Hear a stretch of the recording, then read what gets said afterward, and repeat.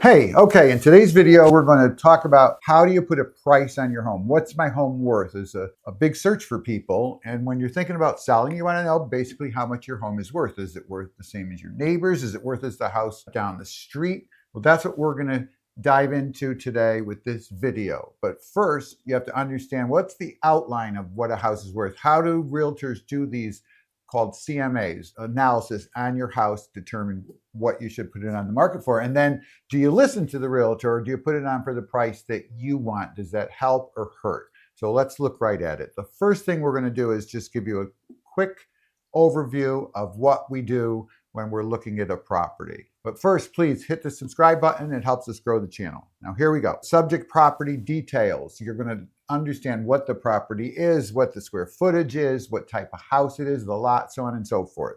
The market overview. How is the local market doing? Is it a buyer's market, a seller's market? Is there inventory? Is there not inventory? So we're going to have to take a look at that.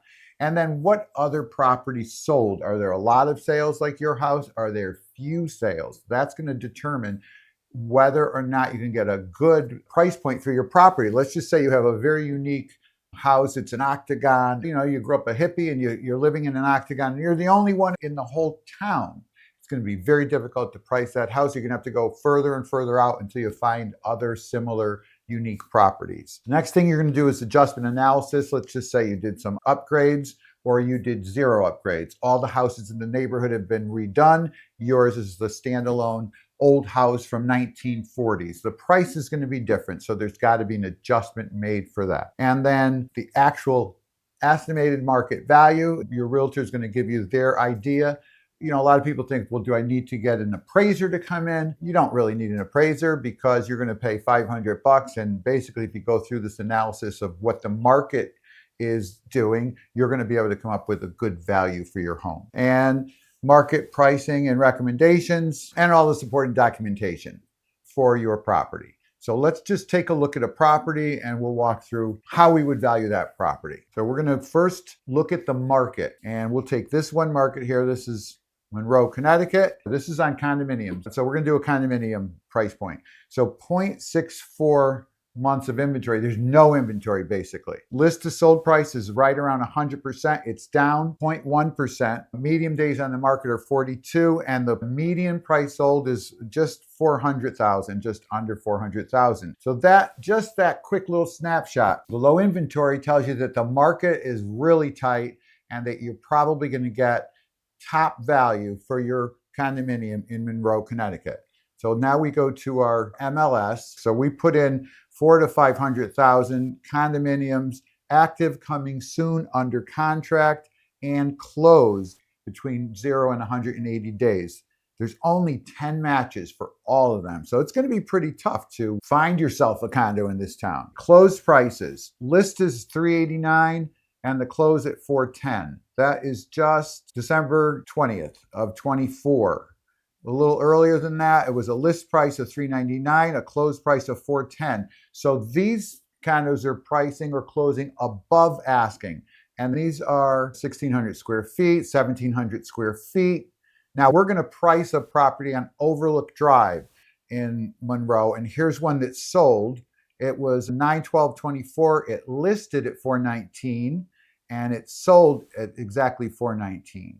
So I'm going to look quick at the rest of these going down, and they all closed above or well above. This is 11/18/24 Echo Pond, $399 list, and closed at $426. So because there's no inventory, very strong seller's market. The condominiums in Monroe, Connecticut are closing above asking, actually contradictory to what our property resources said, which was down a little bit. Now this lags a month behind, right? This is of December 24, but this is actually sales for November.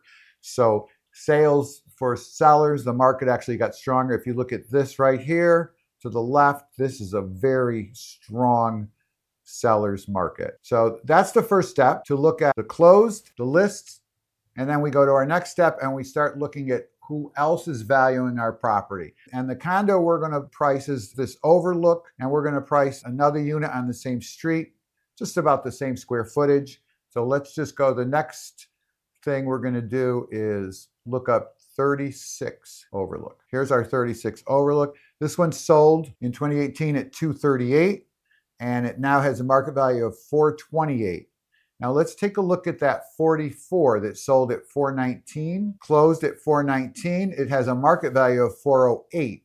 So whether this has caught up or not, RVM, this is the confidence score. It gives it 5 stars. So that means that there's enough background on condominiums in that area to say that this is a good, solid estimated value. But if you look over here, you can go anywhere from 392 up to 424. So this one might be priced lower because of the look. It's got older looking interior, which I think we have a better shot at realtor.com. Let's look at what Realtor shows. This is the outside of the unit. As you can see on this unit, this is the one that just sold at 419. It has not been updated. Cabinets are old. Kitchen, I mean, it's clean. Floors look clean, but it's just not been upgraded at all. Sold at 419. And we have it valued at 408. So if my client wants to sell their unit, let's see, Zillow has 36 valued at 4019. So this is the 36. So let's just take a look. The 36, so Realtor's coming up with a value of 408.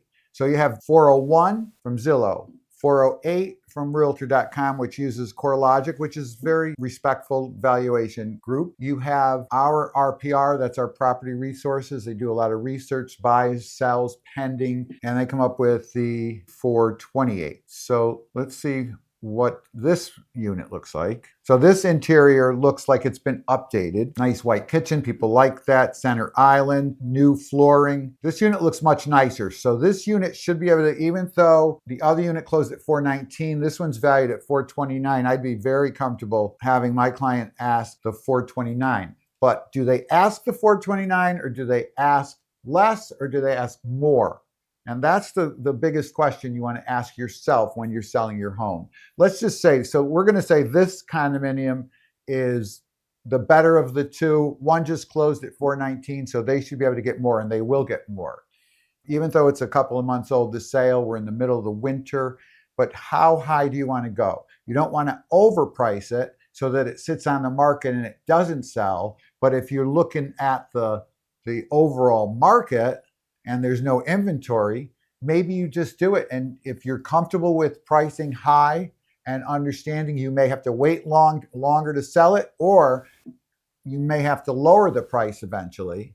With so little inventory, I don't really have an issue with that. It really depends on you, the seller. So our best bet, we take this 36 at 428 and we put it on the market at 439.9, and we let it sit there and we let the market decide, is this unit that much nicer, and does somebody want to pay 439.9? Now my client might decide, well, I want to move it, let's just put it at the 429 or 428.9 or 420 and see if we get multiple offers. Those are the different type of scenarios your realtor will talk to you. If you price it low, if you list it low, you may get multiple bids, multiple offers, and it might drive the price up to right where you wanted it anyway. If you price it too high, it might sit on the market and you might not get the price you wanted because now it's run its course.